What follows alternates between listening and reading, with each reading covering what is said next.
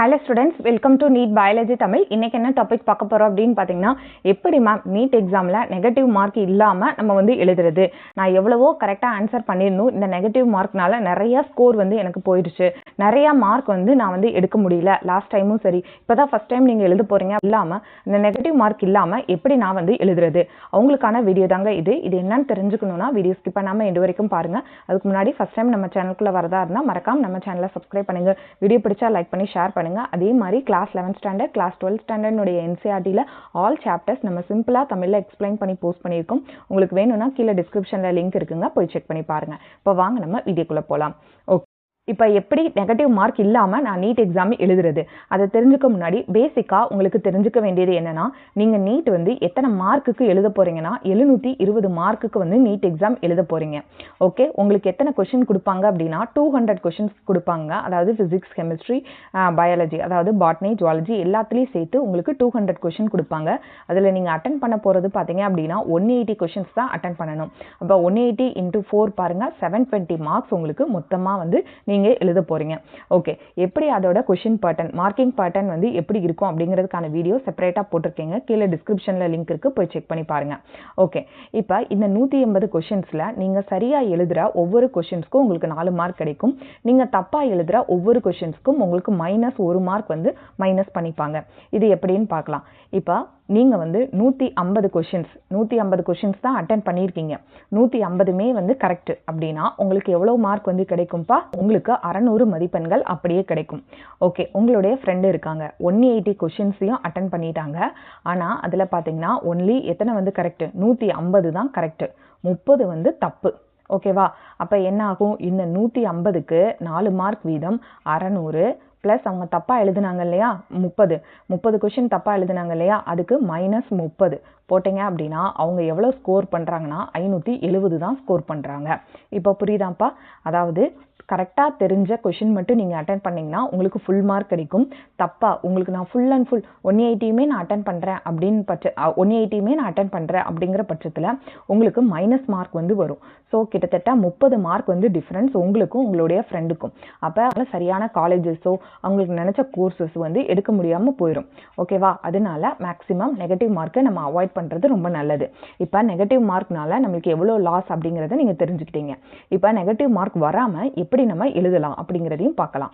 Okay, number 1 educated guess. இது என்ன ma'am educated guess அப்படின்னா, இப்போ ஒரு கொஷின்ஸ் வந்து நம்மளுக்கு கொடுத்துருக்காங்க சரியா? அந்த கொஷின்ஸ்ல பார்த்தீங்கன்னா ABCD அப்படிங்கிற 4 ஆப்ஷன் இருக்கு.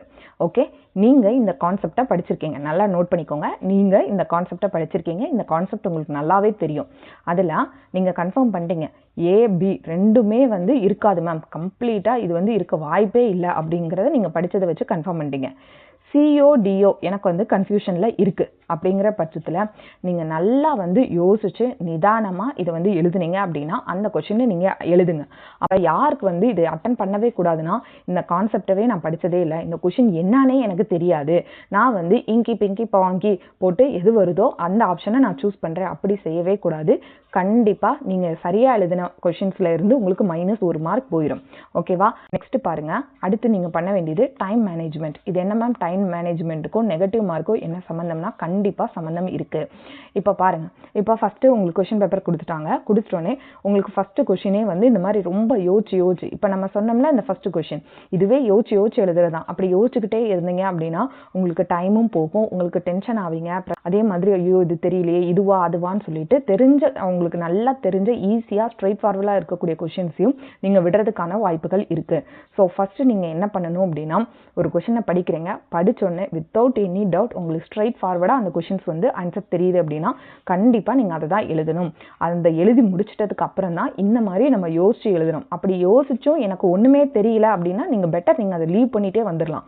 ஓகே, யோசிச்சு உங்களால் எஜுகேட்டட் கெஸ் பண்ண முடிஞ்சால் மட்டும்தான் அதை அட்டன் பண்ணணும், இல்லைன்னா அட்டன் பண்ணாமையே விட்டுறலாம். ஓகே, அடுத்து முக்கியமான பாயிண்ட் பி காம். அதாவது நீங்கள் ரொம்ப காமாக இருக்கணும், ரிலாக்ஸ்டாக இருக்கணும். அதாவது எக்ஸாம் ஹாலில் கிட்டத்தட்ட 1000 பேருக்கு மேலே வர்றாங்க, முதுபுதுன்னு 10,000 பேர் வர்றாங்க, எல்லாரையும் பார்க்க எனக்கு பயமாக இருக்குது, நான் டாக்டர் ஆயிடுவேனா இல்லையா அப்படிங்கிறது டவுட் இருக்குது, இவ்வளோ பேர் கூட எப்படி காம்படிஷன் போட போகிறேன், அதே மாதிரி டென்ஷன் ஆகிறது, ப்ரெஷர் ஆகிறது, இந்த மாதிரியே இருக்கவே கூடாதுப்பா. ரொம்ப காமாக ரொம்ப ரிலாக்ஸாக இருக்கணும். இது வந்து ரொம்ப இம்பார்ட்டண்டான ஃபேக்டர். ஈவன் நீங்கள் எவ்வளவோ படிச்சிருந்தாலும் 1 இயர் ஃபுல்லாக நீங்கள் உட்காந்து படிச்சிருக்கீங்க அப்படின்னாலும் அந்த லாஸ்ட் மினிட் ரிலாக்ஸேஷன் தான் உங்களை வந்து கண்டிப்பாக யோசிச்சு நல்ல பதிலை வந்து அதில் எழுத வைக்கும். ஓகேவா? ஸோ நீங்கள் வந்து ரொம்ப ரிலாக்ஸாக இருங்க. Avoid negativity. நெகட்டிவிட்டினா என்ன? இப்போ ஒரு கொஷனுக்கு உங்களுக்கு ஆன்சர் தெரியல, ஓகேவா? அதே மாதிரி 10 கொஷினுக்குமே உங்களுக்கு ஆன்சர் தெரியல. அப்போ உட்காந்துட்டு ஐயோ நான் வந்து மார்க் இவ்வளோ எடுக்கலையே, என்னால் டாக்டர் ஆக முடியாதே, நான் டாக்டர் ஆகணும்னு இப்படி கனவு கண்டனே, அடுத்து நான் என்ன பண்ண போகிறேன், வீட்டில் போய் நான் என்ன சொல்ல போகிறேன், எங்களோட ரிலேஷன்ஸை நான் எப்படி ஃபேஸ் பண்ண போகிறேன், ஃப்ரெண்ட்ஸை எப்படி ஃபேஸ் பண்ண போகிறேன், இந்த மாதிரி திங்கிங் எக்ஸாம் ஹாலில் கூடவே கூடாது. எப்போவுமே இந்த மாதிரி திங்கிங் கூடவே கூடாது.